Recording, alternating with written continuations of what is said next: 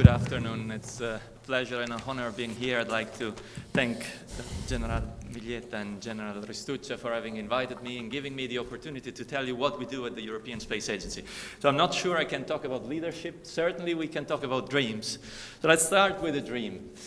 Suppose you want to build a moon base. So really go back to the moon, this time not to be there, but just to stay there. Now imagine what it means to build a moon base.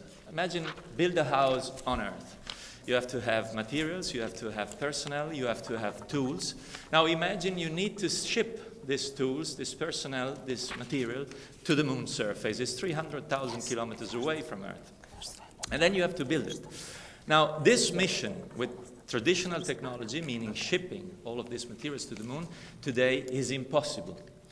From a technological, from a technical, from a logistical, and from a safety perspective, as well as economical perspective, we cannot do it. Unless we do something completely different. That is, we send a 3D printer to the moon, and the 3D printer, using the dust that is already on the moon regolith, will build the moon base completely automatically around itself.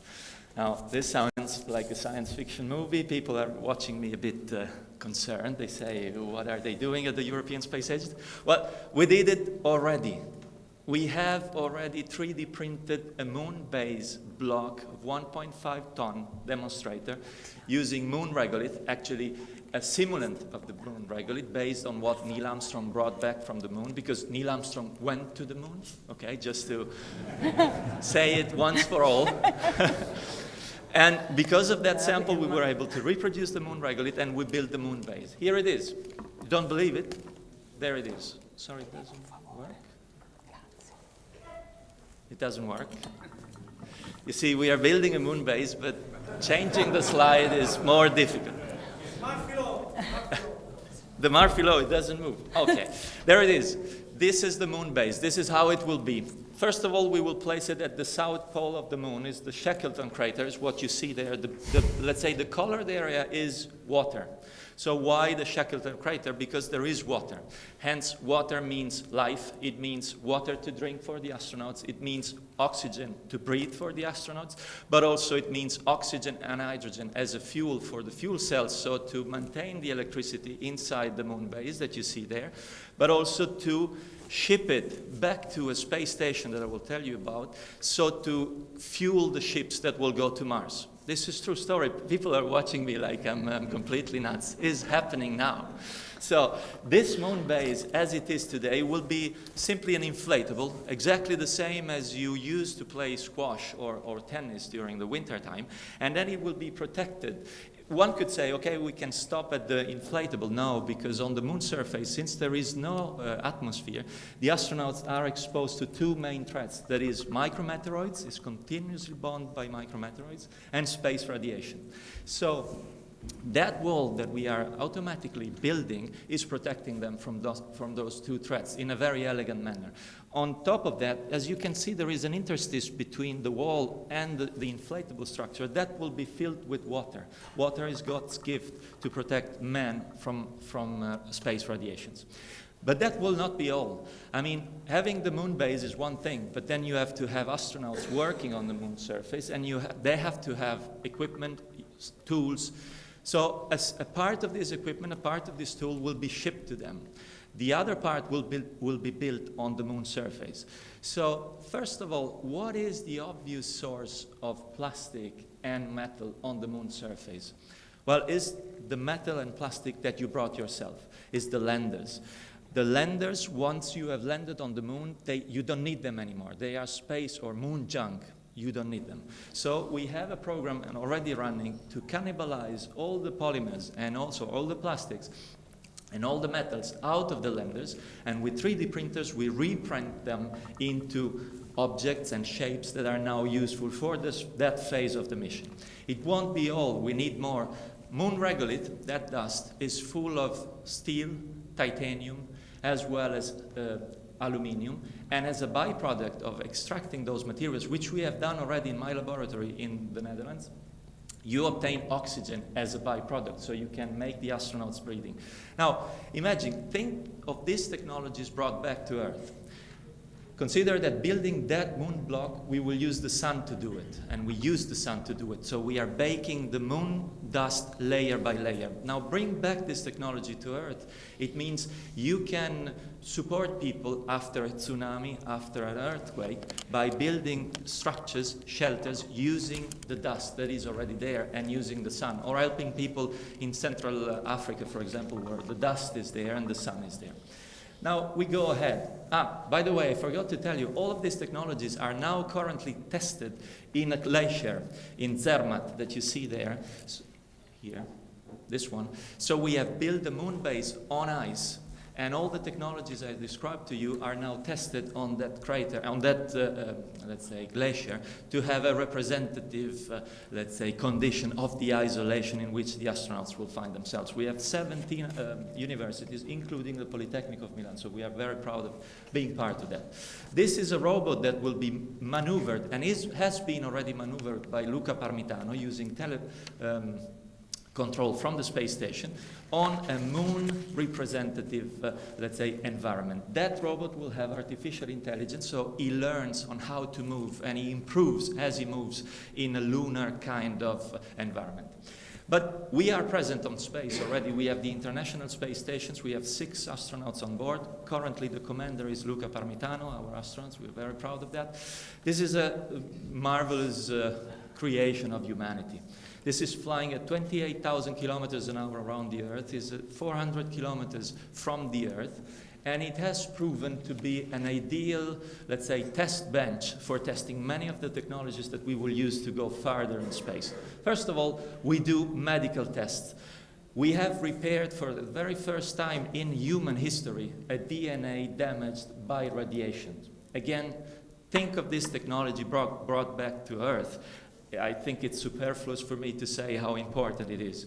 Then the space station is a completely closed system. So we cannot open the door, of course. We cannot open the door and change air. But on top, we cannot ship every time we need something, all of it. So the urine, I'm sorry, I will ruin most probably the afternoon for many of you. The urine is, let's say, purified and re-drunk. The sweat of people is collected by radiators, transformed in water, and re-drunk. So it's a 70% completely sustainable in terms of water. On top, is sustainable in terms of food. This, what you see here, is an algae that we can grow on the space station and is extremely powerful in terms of nutrients for the human beings. And this is used in Central Africa and South America to support populations that have problems with food. On top, of course, we do medical tests, we do medical development. Look how difficult it is. Can you start that video on the corner, please, to do a cardiac massage? Now, look how difficult it is to make a cardiac massage in zero G. This is one of our astronauts, Thomas Pesquet, and look what it means. Now look at this. This is how you do it. That's why we developed, and this is see, portable defibrillator. So all of the streets on Earth, all of the places, all of the streets, the say environment, you have a defibrillator. We want to do more. We want to do this. We want to move the defibrillator. Now, you have your mobile phone. You have an mobile phone. You feel bad. You can pick up your mobile phone. A drone will start from the closest hospital. It will learn, it will land on your signal, so extremely precise. By the way, the GPS signal is something that is given to you by the European Space Agency as well. So it will land very precisely close to you. It will talk to people that pass by and saying, this person has a problem, put me on his chest, I will do the rest, and it saves your life. This is happening now. We have 3D printers on the space station. Why 3D printers? We have metallic and plastic 3D printers. Why is that? Well, because things break. So instead of shipping all the possible spare parts of something that probably will never break, you just ship powder, so material, you have a 3D printer, and whatever fails, you simply send an email. We have done it with NASA. We have sent an email of an object, and the object has been 3D printed on the space station, a kind of a Star Trek teletransportation. We did it already. Now, this is the future of aviation. This is Skylon. Skylon is a space plane. It means it has an hybrid engine. It is an air-breathing engine, the one that you use on commercial aircraft today, and a rocket engine combined together. So you fly up to 30 kilometers, and then at 30 with the classical engine, at 30 kilometers you switch on the rocket engine, you go out of the atmosphere, as the space station does. You fly at 28,000 kilometers an hour. It means Sydney, New York in 3 hours. So imagine also what it means in terms of climate change. We are not polluting the Earth. A flight that would normally take 28 hours is now reduced to 3 hours, and the majority of the flight is done outside the Earth, not in the atmosphere. So it's a complete game changing in terms of aviation. But we want to do more. We want to build this. This is the next jewel of engineering. This is the space station that will rotate around the moon. Meet the Deep Space Getaway. Wow. The Deep Space Getaway is something extraordinary. It means it will fly, it will bring 6 astronauts around the moon surface in order to have astronauts on the moon surface. Astronauts on board on 2024, and first woman on the moon surface in 2024. So it's happening now. This Deep Space Getaway, the name says, will have 3 main objectives. First of all, supporting the surface missions. Second, open the gate to the deep space colonization, let's say. And third, it will help in building the moon base on the moon surface, because this is what we want to do next. We want to come back to the moon, this time to stay. That's why we are building the space station, this moon base. But the question is, why going back to the moon? Well, John Fitzgerald Kennedy, talking about leaders, he said in a beautiful speech that I recommend you to watch, it's really beautiful. He said, we go back to the moon because it's there, because we are explorers, because we are dreamers, because we have a leadership that drives us to go there. Well, now we know that we come back there for other reasons on top of that. There is also scientific reasons. First of all, there are plenty of important metals on the moon. There is platinum, there is titanium, there is huge quantity of water, but also there is helium-3. Helium-3 is, let's say, nuclear power material with which you can create electricity with nuclear power, but without radioactivity. There is that much helium-3 that you can build a mission to bring it back to Earth, use it to produce the whole Earth electricity need, and pollute zero. Okay?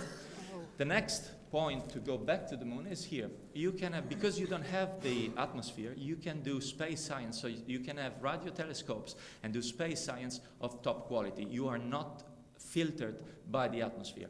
But on top, now we have 2 reasons more to go back to the moon. First of all is a touristic reason. The first touristic flight around the moon will start now. So there will be artists paid by a Japanese millionaire who will fly around the Earth for a touristic flight, and they will paint the moon for him. That's a touristic meaning, okay? And on top, the moon is an ideal test bench to test all the technologies that we will need to make the bigger leap or jump that is going to Mars. Astronauts on the Mars surface before the end of 2030. So also this is happening now. We say that the astronaut, male or female, who will go to Mars is a baby that now is between 5 and 6. We are looking for him. It's the Messiah, you know. So, but what is the biggest challenge to go there? Well, certainly radiation. We have to protect the astronauts from the enormous radiation dose that they will get during the flight. Please consider going to Mars will mean 2.5 years with no flight, with no possibility of coming back. You have to do the full trip because of astrodynamics. So you cannot stop the mission, whatever happens. You have to do it completely. It's a tremendous challenge from a psychological point of view. So first of all, radiation. This is what we are trying to do. We are developing flight suits in order to protect the astronauts from the radiation. As I said to you, water is God's gift against radiation. Hence, this is Paolo Nespoli, our Italian astronaut, who is testing a flight suit with water inside to protect the blood-creating organs inside the body. Also, we need to feed them. We cannot have them full of food, having the spacecraft full of food for a trip of 2.5, so 2.5 years plus 6 months staying on Mars. They need to produce the food themselves. That's why we are testing all possible food producing, let's say, technologies. And this is happening. This is on board on the space station. This is Commander Kelly, who is eating the first salad produced on moon soil on the space station, okay? And it tasted very well, he said. I didn't try. Now, the majority, as I said, the other major aspect of a trip like this is psychological.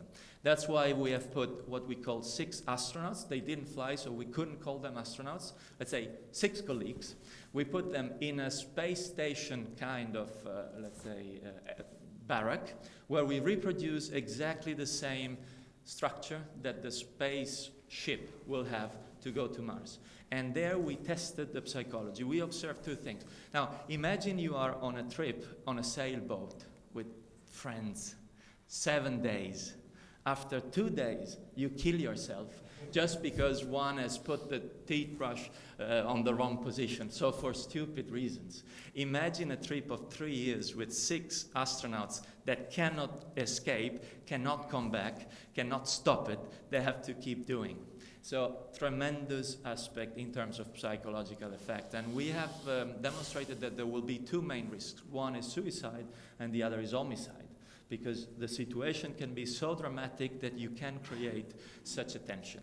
But we are getting already to Mars with robotic missions. First of all, with Mars Express and an Italian radar, we found, is a radar Doppler, we found water, liquid salt water on the Mars ground. So it's a 20 kilometers diameter lake, 5 kilometers underneath the surface. That means that most probably, and this we didn't find yet, so I cannot say that, but most probably we will find life on Mars, most probably. Now, we also will go back in 2020, so now with a robot, he will drill on the surface to look if there is existence of life, current life, on the subsurface of Mars. But the most important mission is this one, Mars Sample Return. Can you start the video now?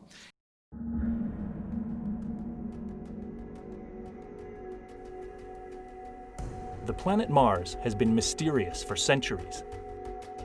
But over the past few decades, a fleet of orbiting and landed spacecraft has greatly advanced our understanding of it.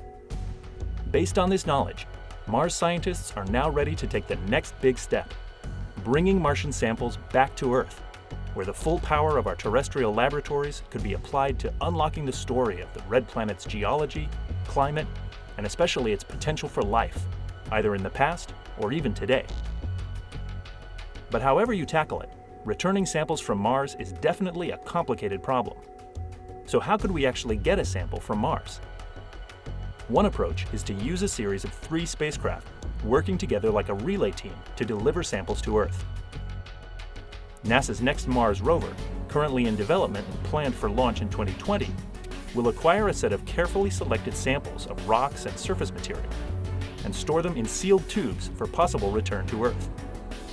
NASA and the European Space Agency are now working together to explore options for a pair of missions that could take the next steps to bring these samples back.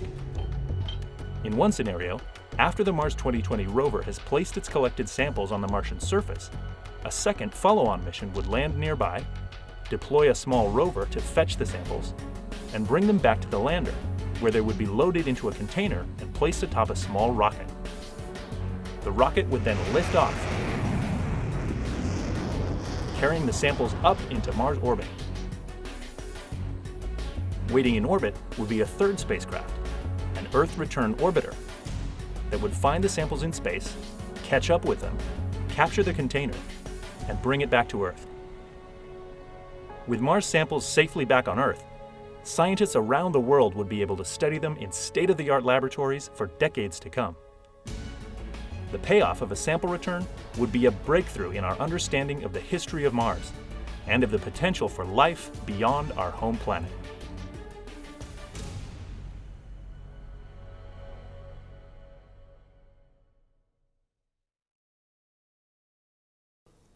Okay, a flight like that what it means to stay on Mars. Because again, we don't want to come back to Mars just to go and come back. We want to come back to, actually, to go to Mars and try to stay. Much bigger task, much more difficult task. We will have the same technologies as the ones we have now tested on the moon surface, because as I told you, the moon will be a test bench for Mars. But then we need, on the next slide, we need something more. We need to be able to repair the astronauts, because in 2.5 years, in 3 years, something can happen. That's why, and this is the first in Europe, we produced for the first time in our country the first skin 3D printed using stem cells, so human skin 3D printed using stem cells, and the first bone 3D printed using stem cells. This is happening. This, you can already put it in your bone, in your body, and it will work. Now imagine this technology back on Earth. Of course, the advantage is tremendous. It means you can have, because our next step will be 3D printing organs. And now you can have an organ 3D printed without having to wait for a donor. It will be your organ, it will be your stem cells, no rejection from your body. You can simply implant it without waiting. And second, the pharmaceutical industry is extremely interested in that technology, because instead of, you can test directly their chemistry or their medicals directly on the organs you want to heal without to, let's say, kill animals or damage people. So this is a game-changing technology that we are developing for Mars.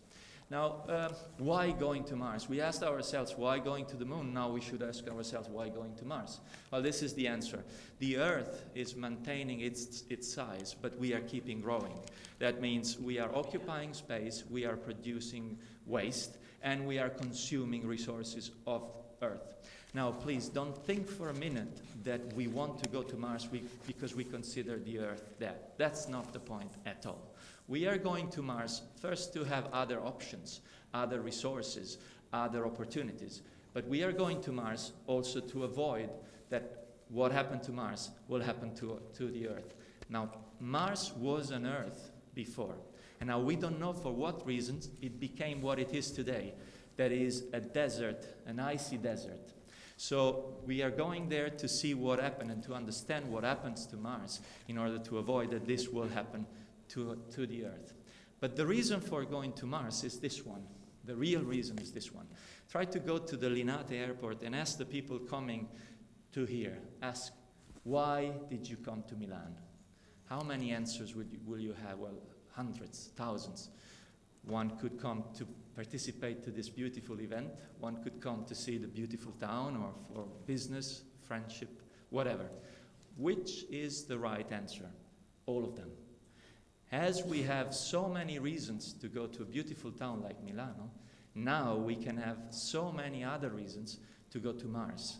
We are becoming a multi-planetary species, and now it's a philosophical switch we need to do. My son, for example, I have 2 children. The youngest one said to me, or asked me, can a butterfly fly on Mars? Well, I thought to Mars in so many ways. I've never thought of Mars in such a way. So I had to think a bit. And then I said, well, technically speaking, yes, it's possible. It will have big wings, but because there is an atmosphere on Mars, very thin, big wings, the butterfly can fly. The point, of course, is that there are no butterflies on Mars. There is no life unless we bring it ourselves. So now humankind has, for the first time in its history, the technology to bring its life, its culture, its values into another planet. I conclude my speech waking up. This is a dawn. So it's when you wake up, dreams are over. Now you need to do. But this is not a dawn on Earth. This is a dawn on Mars, taken from one of our robots that are currently on Mars. And this is the Earth and the Moon from Mars. Thank you very much for your attention.